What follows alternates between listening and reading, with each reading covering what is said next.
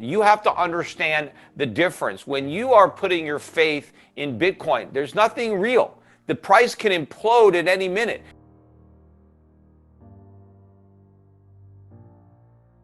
The world economy was plunged into crisis as a result of COVID-19. Many economists predicted a period of great instability. In normal times, investors would seek to hedge against volatility by buying, you guessed it, gold. The Queen has rather a lot of it, which is always a good guide. But this time, some are putting their money in large quantities elsewhere, into Bitcoin and into other digital assets. So that raises a pretty fundamental question. In a time of rising inflation, will Bitcoin or gold be the trusted store of value and the asset of the future?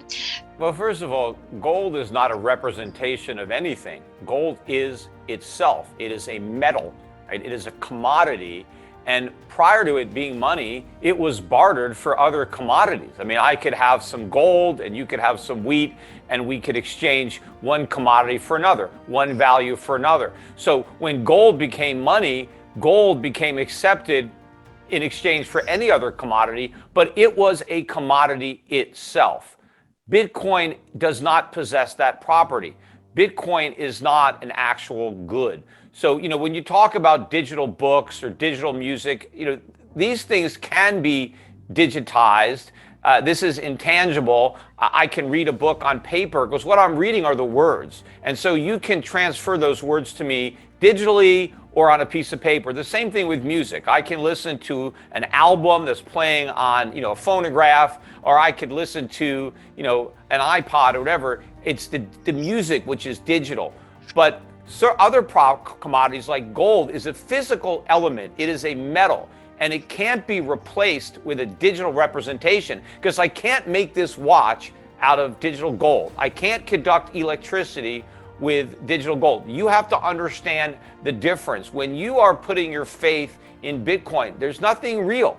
The price can implode at any minute. You are dependent on more and more people deciding to adopt it. Why? Because they're confident that they're going to get rich. And all they have to do is hold on to it and never sell it, and it will go up, and one day they're going to be rich. Well, eventually the supply of fools runs out and the bottom drops out of the market.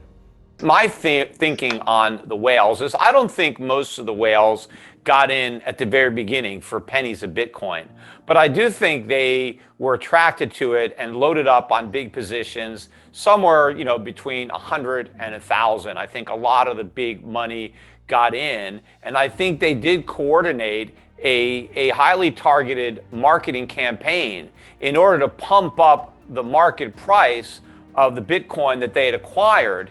And so I think they have been selling into the hype. And so in my mind, it is a giant pump and dump where the guys that got in relatively early, maybe not on the ground floor, but relatively early, are constantly trying to pump up the market in order to generate a lot of enthusiasm and a momentum and FOMO so that they can sell out gradually into this market that they are creating. And I think it's part of the whole culture of this hodl diamond hands trying to convince as many of the little guys to never sell.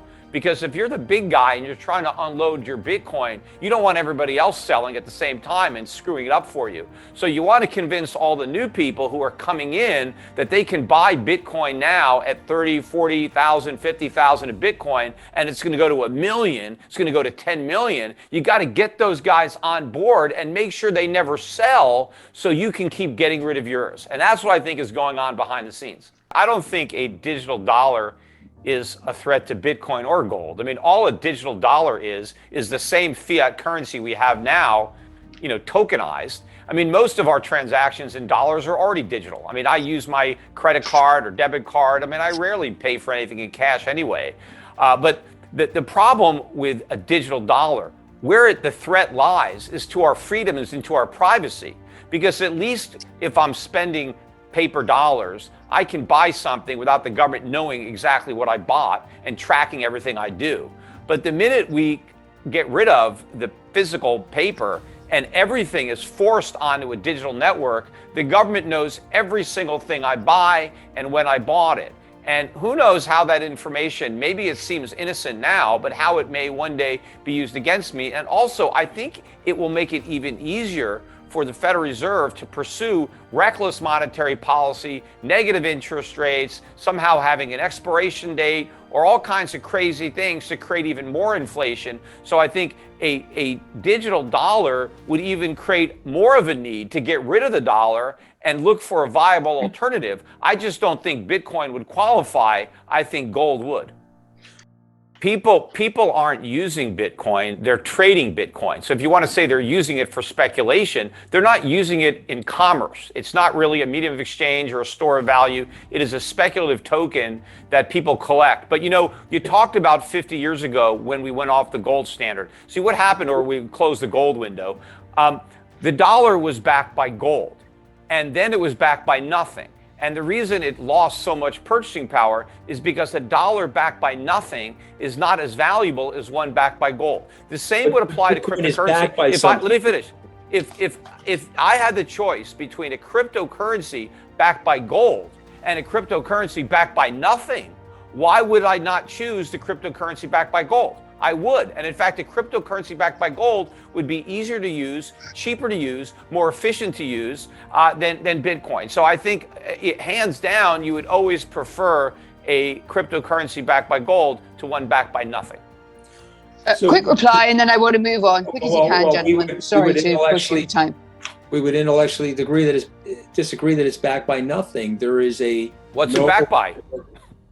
Well, remember, it's users. A ledger, it's a mathematical transaction. But that's nothing. It's backed by math. It's backed by the network of users. And so, I can't get that. I can't withdraw my share of the network. See, if I have digital currency backed by gold, I can get my gold. Now I have my gold. I can do something. I can't do anything with my share of the Bitcoin network. I don't think Bitcoin is going to solve that problem. I don't think Bitcoin is global money. It is a global bubble. I mean, you have people all around the world involved. But at the end of the day, I think people are going to lose a lot of money who put their trust in Bitcoin and other cryptocurrencies, not just Bitcoin. What I love about you, Peter, though, is you've been so wrong about this, but you're never in doubt. I mean, this. Well, no, I haven't been wrong. 45,000. No. I never said 250,000. What are we going to be doing, Anthony? I never said the price couldn't go up. I never said the bubble couldn't get bigger. Now you could say I was wrong to not have profited from it. Obviously, with the benefit of hindsight, sure, I could have bought a bunch of Bitcoin and sold it out to a bunch of greater fools and made a lot of money. But I haven't been wrong in my basic understanding. Now we'll see what happens, because I mean, I think you've come relatively late to the party. I think a lot of the Bitcoin that you and your clients are accumulating, you guys are paying very high prices for it. So we'll see how that looks in a few years.